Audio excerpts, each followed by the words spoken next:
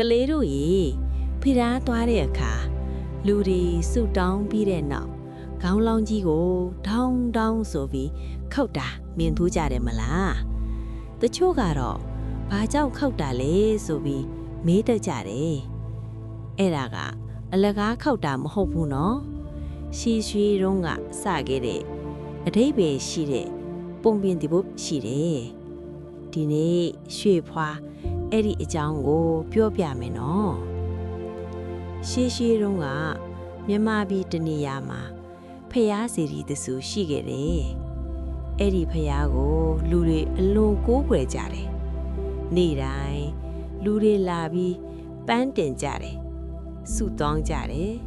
ကုသိုလ်လုပ်ကြတယ်ဒါပေမဲ့တနေ့မှာလူတယောက်စိတ်ထဲမှာ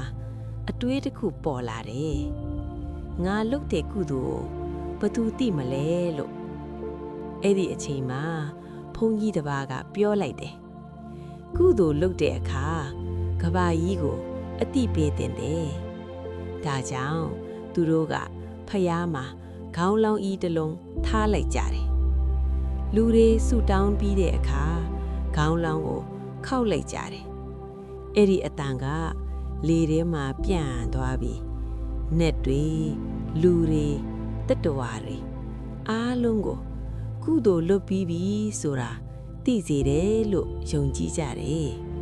ဒါကြောင့်ခေါင်းလောင်းအတန်ဟာကုသိုလ်ကိုတက်တည်ပြတဲ့အတန်ဖြစ်လာခဲ့တယ်အဲ့ဒီနေ့ကစပြီးဖျားတိုင်းမှာခေါင်းလောင်းတွေထားလာကြပြီလူတွေစုတောင်းပြီးတိုင်းခောက်လာကြတာပဲဒါကြောင့်ကလေးတို့ရေဖျားခေါင်းလောင်းဆိုတာတန်တဲ့ပစ္စည်းတစ်ခုတည်းမဟုတ်ပါဘူးကုသိုလ်ပြုမှုရဲ့အတန်